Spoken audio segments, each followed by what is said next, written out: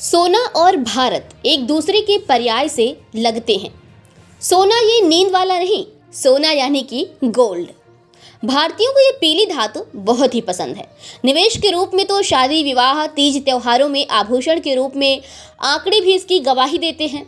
2023 में भारत में सोने की खपत 761 टन थी, जो 2024 में बढ़कर 800 टन से ऊपर पहुंच गई। चीन के बाद भारत दुनिया में सोने का दूसरा सबसे बड़ा उपभोक्ता देश है। सोने की आयात में उसकी हिस्सेदारी 8% के करीब है। ऊंची मांग और ऊंचे आयात शुल्क की वजह से सोने की तस्करी भी खूब होती है। 2024 में भारत में 4,869.6 करोड़ रुपए मूल्य के सोने की तस्करी पकड़ी गई थी।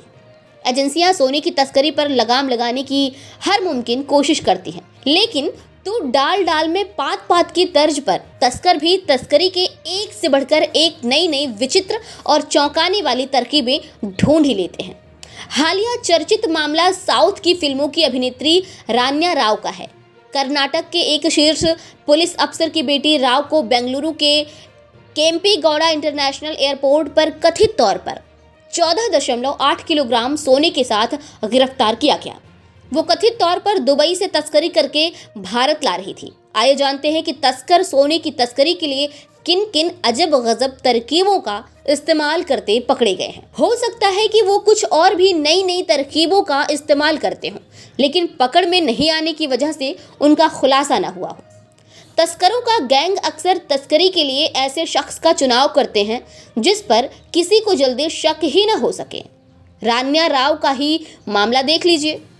खुद कन्नड़ एक्टर, टॉप पुलिस अफसर की सौतेली बेटी, ब्यूरोक्रेसी के साथ साथ मजबूत पॉलिटिकल कनेक्शन। कौन सोच सकता है कि एक शीर्ष पुलिस अफसर की बेटी और फिल्म अभिनेत्री सोने की तस्करी में शामिल हो सकती है। मीडिया रिपोर्ट्स के मुताबिक रान्या ने अपनी जांघ और शरीर के अलग अलग हिस्सों पर सोने की 14 ईंटों को टेप और बैंडेज से चिपकाया था। कुछ मीडिया रिपोर्ट्स में सूत्रों के हवाले से ये भी बताया गया है कि रान्या इससे पहले भी कई बार सोने की तस्करी कर चुकी हैं, लेकिन पकड़ी इस बार गई हैं।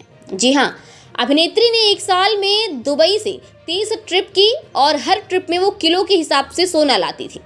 वो अपने कनेक्शन का इस्तेमाल करके एयरपोर्ट की सख्त जांच से बच निकलती थी, लेकिन इस बार उनकी दाल नहीं गली। भारत में सोने पर ऊंचा आयात शुल्क और जेवरों की बढ़ती मांग तस्करी को बढ़ावा देती है। तस्करी किए गए सोने और कानूनी रूप से आयातित सोने के दामों में बड़ा अंतर होने से ये अवैध कारोबार खूब फल फूल रहा है। तस्कर सोने को cricket bat, undergarments, chocolate wrapper, belt buckle, जूतों के तलवों, टॉयलेटरी बोतलों, औद्योगिक मशीनरी और खाद्य पदार्थों के भीतर छुपाते हैं। कुछ लोग इसे निगल भी लेते हैं जिससे जांच से बचा जा सके। कई बार ऐसे भी मामले सामने आए हैं जहां तस्करों ने सोने को प्राइवेट पार्ट में छिपा रखे हैं। कई ऐसे मामले देखे गए हैं कि तस्कर सोने को पिघलाकर छोटी छोटी मात्रा में बांट देते हैं और उसे अपने मलाशियों में छिपा लेते हैं। पिछले साल मई का मामला है, हो सकता है आपको याद हो, जब DRI ने सुरभि खातून नाम की एक एयर इंडिया एक्सप्रेस की एक क्रू मेंबर को पकड़ा था। हाँ, वो अपने मलाशे में 960 ग्राम सोना छिपाई हुई थी। बिल्कुल इसी तरह दिसंबर 2023 में वाराणसी के रहने वाले एक शख्स को पकड़ा गया था। उसने 884 ग्राम सोने को कैप्सूल के रूप में अपने मलाशे में छिपा रखा था। ऐसे मामलों में अफसर केले का टेस्ट करते हैं, संदिग्ध को केले खिलाए जाते हैं और ज़्यादा से ज़्यादा पानी पिलाया जाता है। कई बार तस्कर सोने को किसी अन्य सामान का रूप देकर तस्करी करते हैं। बटन, बेल्ट, बकल, पेन वगैरह का रूप देकर गोल्ड स्मगलिंग करते हैं।